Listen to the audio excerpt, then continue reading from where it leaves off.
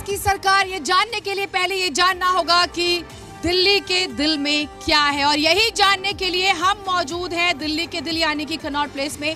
मेरे साथ मेरी सहयोगी मनु तेवतिया हैं और 3 खास मेहमान जुड़े हुए हैं, उनसे भी आपका परिचय करा देते हैं। सुमित सिंघल जी राजनीतिक विशेषज्ञ हैं, उसके अलावा डॉक्टर अजय कुमार जी हैं, विपिन शर्मा जी सीनियर जर्नलिस्ट हमारे साथ हैं। आपका भी बहुत स्वागत है।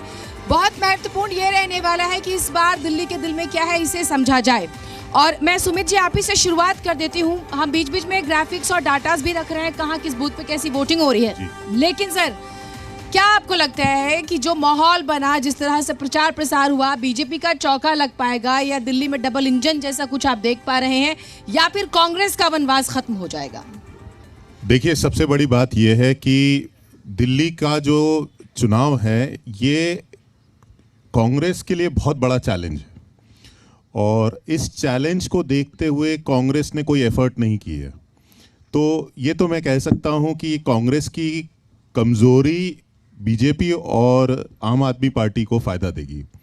दूसरी बात यह है कि क्योंकि हम दिल्ली के दिल से ही बात कर रहे हैं, आपकी लोकेशन बहुत ही शानदार है, और दिल्ली की दिल की आवाज़ जो है वो ये है कि दिल्ली का स्टेटस इम्प्रूव होना चाहिए, और जिसके प्रति मुझे लगता है कि दोनों ही पार्टियां काफ़ी एफर्ट कर रही हैं, और कम्युनिकेशन की जो एफर्ट है वो बहुत ही ब्रिलियंट है, चाहे वो बीजेपी हो चाहे वो आम आदमी पार्टी हो। कांग्रेस ने जरूर कोशिश की है कि कहीं पे वो मार्क बनाने की कोशिश करे, लेकिन वो मार्क बना नहीं पाई है। बाकी तो रिजल्ट पे दिखेगा, लेकिन मोटे मोटे तौर पे लोगों की जुबान पे या तो पिछले 15 साल का काम दिखेगा, या विधानसभा में जो अरविंद केजरीवाल ने जिस तरीके से अपना पानी, बिजली, मेडिसिन, ट्रांसपोर्ट की तरफ काम किया है, उसका रिफ्लेक्शन इस चुनाव में भी दिखेगा।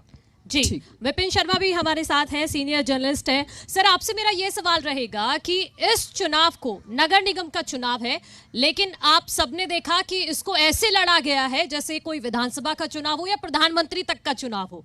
उस तरह से हलचल हमने पूरी दिल्ली में देखी है।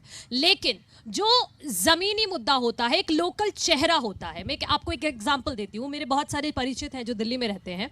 मैंने उनसे पूछा कि आप कैसे वोट करेंगे। उन्होंने कहा कोर वोटर वो किसी और पार्टी के हैं, लेकिन उनकी पिछली गली में पार्षद रहता है, इसलिए वो उसको चुनेंगे।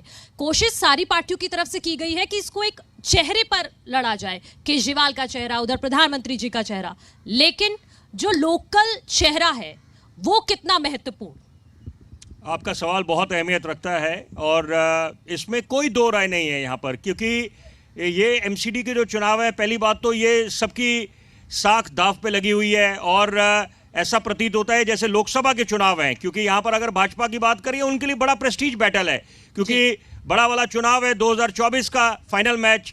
और साथ में आम आदमी पार्टी की बात करें, बड़ी अहम बात बोलूंगा मैं, आम आदमी पार्टी अगर यहाँ बाजी मार जाती है नगर निगम के चुनावों में 2022 के, तो वो दावा ठोक सकते हैं कि ये मुख्य विपक्ष की भूमिका में आ गए हैं, क्योंकि कांग्रेस आत्ममंथन करने को तैयार नहीं है। हर एक मंच से कांग्रेस को जताया जा रहा है।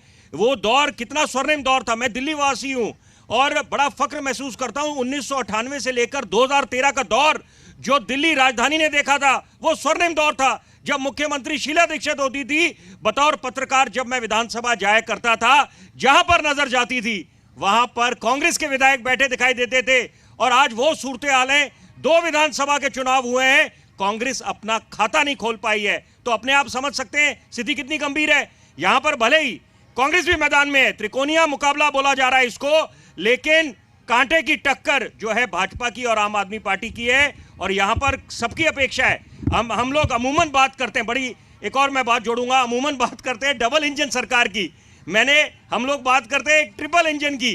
ट्रिपल इंजन यहां पर अगर केंद्र में है भाजपा की सरकार, दिल्ली सरकार, आम आदमी पार्टी, और यहां पर अगर नगर निगम में कांग्रेस आ जाए तो कितनी लाजवाब बात हो। तब समझ आएगा असली मायने में कि राजधानी में कैसे काम होता है, कि कैसे तालमेल बिठाना पड़ता है। यहां पर भी मुख्य कारण जो है, जो ये आप अगर कूड़ों के पहाड़ की बात करें या सफाई कर्मचारियों को जो तनख्वाह नहीं मिल रही है, उसके पीछे वजह क्या है? अगर आप आंकलन करते हैं, मामले की तह तक जाते हैं, तो यह निष्कर्ष निकलता है कि तालमेल का अभाव। कमी किसी चीज की नहीं है, यहाँ पर, लेकिन तालमेल का अभाव है। कोई तैयार नहीं है, चाहे भाजपा की बात करें चाहे आम आदमी पार्टी की बात करें, एक दूसरे पे लांछन लगाने में समय व्यतीत कर देते हैं। ठीक है, लेकिन इसमें भी कई सारी चीज़ें हैं। इस देश ने या ये देश अभी भी डबल इंजन की सरकारें देख रहा है और वो कितने डेवलपमेंट कर रही हैं वो भी हमारे सामने एग्जांपल्स हैं। डॉक्टर अजय कुमार जी हैं। अजय कुमार जी, दो बातें अभी दोनों गेस्ट ने कही। पहली है कि कोऑर्डिनेशन का जिक्र हुआ, दूसरा है कि क्या इलेक्शन त्रिकोणीय है या आमने सामने का है।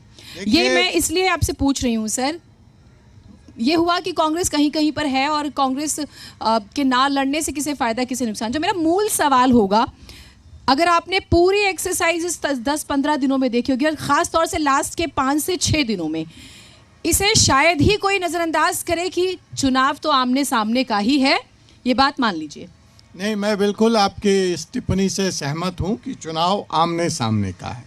जहां तक कोऑर्डिनेशन का आपका पहला सवाल था, तो मुझे एक दौर याद आता है जब भाजपा की मेयर हुआ करती थी रजनी अब्बी और शीला दीक्षित जी मुख्यमंत्री थी। तो रजनी अब्बी जी ने अपनी किताब में लिखा है कि पहला फ़ोन बधाई का शीला दीक्षित का आया।